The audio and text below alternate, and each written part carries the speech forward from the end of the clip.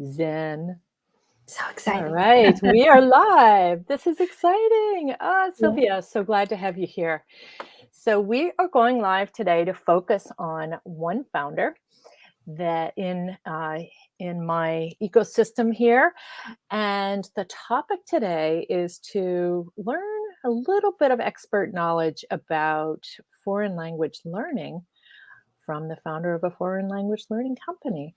So, Sylvia, I'm really glad to have you here. And let's start by telling us a little bit about how you started your company um, and what changes you have seen in the past couple Sure. of years. I'm dying to hear. Yes. Well, first of all, thank you so much for having me, Rebecca. It's great to be here with you. So my company is FunWorld Language Academy. I started it 3 years ago, before anyone had even thought of a pandemic, and it's been super fun. And we specialize in teaching foreign languages to children. We offer classes in French, Spanish, German, Italian, sometimes other languages too. We offer classes for adults too, but our specialty is classes for young kids. So how did you start to become so fascinated in this? I mean, I detect a little bit of an accent there. So tell our viewers what prompted you to start this business. What Oh, excited you yeah. about it? Sure. I am bilingual myself. I was born in Bulgaria Mm. and I spent half my life there and half my life here. So when I had my baby 10 years ago now, I started thinking about teaching her Bulgarian. And that was one of the initial prompts to start my business because my husband didn't speak that language. It's not super popular. So I had to ask myself, why should I teach my kid Bulgarian if no one else in the community speaks it? And then I started doing research, right? And that's when my knowledge started building and my passion for helping kids be bilingual started growing, because it turns out that there is a lot of research, a lot of information showing how good it is for the developing brain to be bilingual. It doesn't matter in what language, right? So Interesting. So that's the nugget of information I wanted to dig into a little bit more. So what is the research telling us? I mean, I know um, we've all heard that it's good to be bilingual and it's right. fun to be like bilingual and understand multiple languages, but what is Yeah. the research? Yeah, so there is actually, turns out there is a lot of it. It's not new science. It's been Mhm. going on for a long time, which I like. I like that it's been proven and peer reviewed, and over and over, different studies keep showing that it is indeed beneficial for the developing brain, not just because it may be good for your career one day, but because when a young child is exposed to more than one language, more parts of the brain get activated, Hmm. right? So even like, let's say you're a baby at 6 months old and in your household, two languages are spoken, even if you don't become fluent in the second one later in life and you forget it, the benefits for the brain still stay there. And to me, Wow. that was, yeah, that was fantastic, right? More areas, more regions of the brain get activated if you are exposed to more than one language at a young age. So I read something recently. I'm not sure if it's something that you shared with me, but something about executive functioning, improving executive functioning skills by being multilingual. Yes, yeah, How isn't that great? yeah.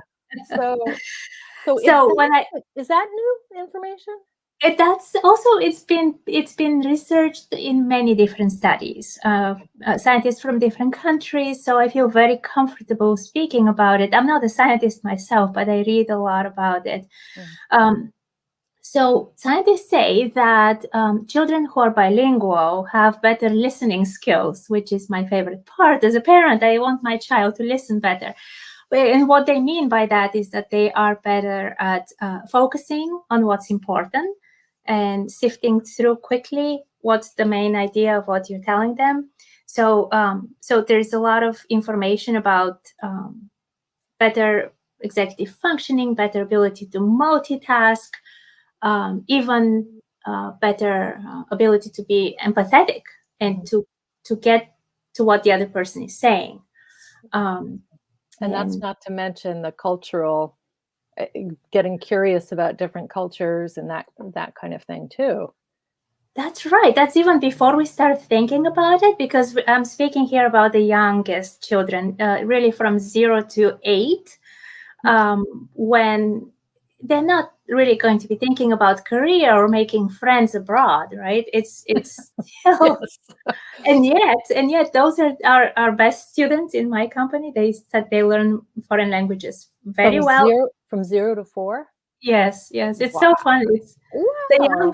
the younger they are, the better students they are, and it's Interesting. so great to Is see. there any hope for us older folks? Yes, definitely. I can tell you that there's always hope. I always say at any age, start learning a new language. I find it fun, but I'm a little biased maybe. But again, there is studies that have shown that learning another language and being bilingual delays the onset of age-related difficulties like dementia and Alzheimer's by an average of 4 to 5 years. Wow. And Oh that's gosh, really all these advantages that you kind of gloss over. So if that's the case, then why isn't foreign language offered in most elementary schools now? I'm gonna that's a make the good leap question. because my understanding is that you offer language programs to elementary age kids as an after-school enrichment program. Is that correct? That's correct. Yes. So we teach children after school and on weekends.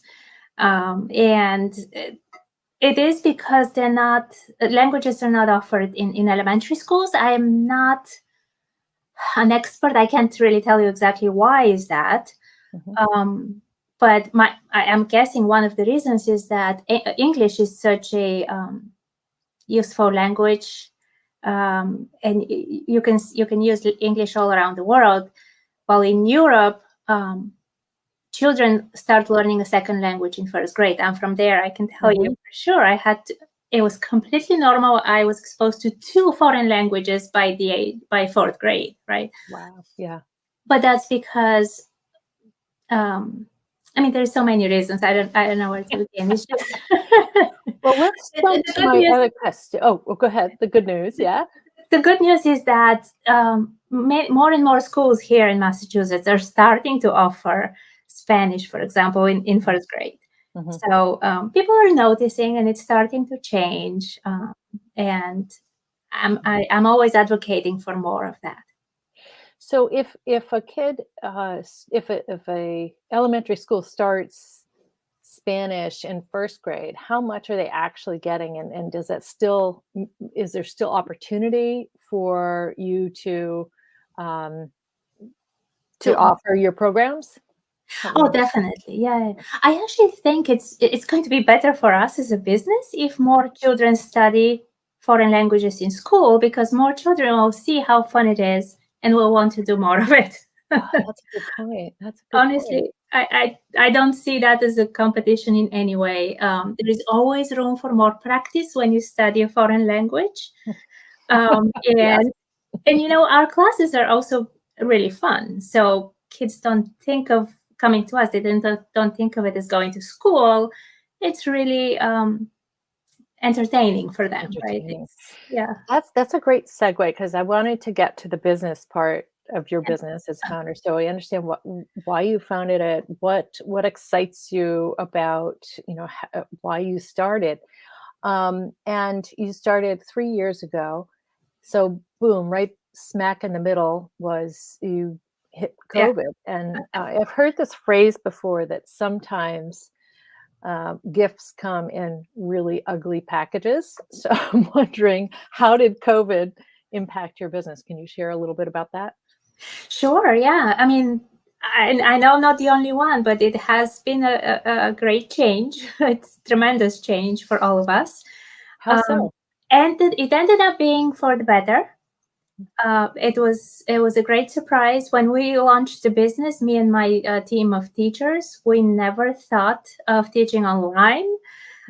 When when suddenly all of us were put in a situation to be closed at home, our teachers tried a few things. Our parents decided to trust us and send their 4-year-olds to an online class, and no one thought it might Amazing. work. Yeah. But here we are. A couple of years later, we are actually more comfortable teaching online now, and it's been good because we ended up being in people's living rooms in a way. Yeah. Whatever, when I say my teachers are fun and entertaining, now parents can actually hear that and see that, right? Yeah. When Yes. you have Oh, online classes. So that's one good thing, and the other thing is that a lot of people having to be at home and to study online discovered us, and so we ended up having a lot of students. oh, that's great. That's great. So now you have students have the option to take classes online or in person. Is that changed? Yes. Okay. Yes, that's right. So we definitely are keeping the online classes now. Mhm. When we started, we never even thought of it, but now our clients are telling us, do not stop the online classes. We like them. We want you to keep them, even if we live nearby. It's Okay. just very convenient. But of course, for 40-year-olds, it's still better to be in person. So I can imagine that. So you have some cool plans you were sharing with me of some things that you're looking to create in the coming year. What are you most excited about in 2022? So we are excited. We're basically going through a transition again towards offering more in-person classes and integrating them with our online offerings. And one really cool thing that I hope will take off in 2022 is our language labs, which is an opportunity for children who study another language to just come in and have a play date with other kids who are studying the same language. And That sounds like a great idea. it's going to be facilitated by a teacher, right? So it's going to be structured in useful time, but presented as a play date to the kids. So I'm very excited about that. We still need to see the end of the pandemic, and a few things have to come into place. But um, it's in the works. That's fabulous. And I know we have a couple of viewers. If you want to post a comment, Sylvia can answer it. I'll read it out to her. And if you're watching the replay, make sure to say hello so we know that you watched the replay. Couple other things. First of all, I just wanted to take this moment to ask where people can find you if they're interested in learning a language themselves, or if anyone has kids. And then I want to go back to kind of the business. And as a founder, I have another question for you. So tell us Sure. where you are. So our website is funworldlanguageacademy.com. Okay, great. We're located in Westford, but you can find us from anywhere in Okay. the country. So Okay. And you have people from all over the country. I do. Yes, it's so exciting. We have people from Texas and Florida, and yeah. Good. I'll put that in the chat. So, Thank you.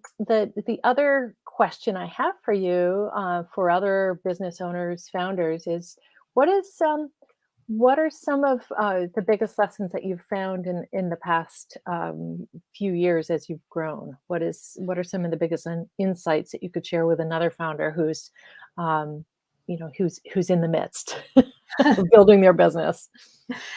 I would point out two things. Don't be afraid of change. Uh, it may not always be a bad thing. Just take it one day at a time and take deep breaths. I know it sounds very general, but it's important. So And yeah, what's one thing that you've accomplished that you didn't know that you could accomplish as a business owner and founder?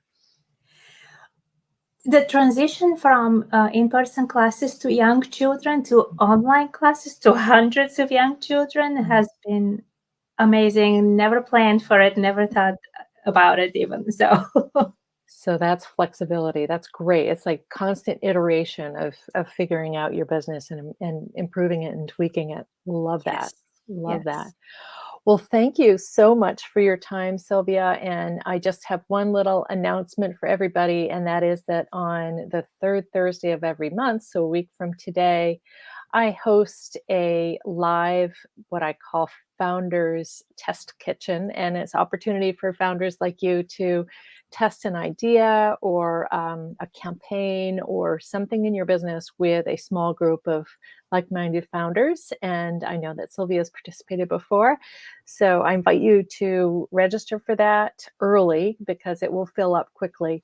And if there are other topics that you'd like to hear on a Founders Focus, I'm going to be doing more of these. So Sylvia, thank you so much for joining us today, taking time out of your busy day.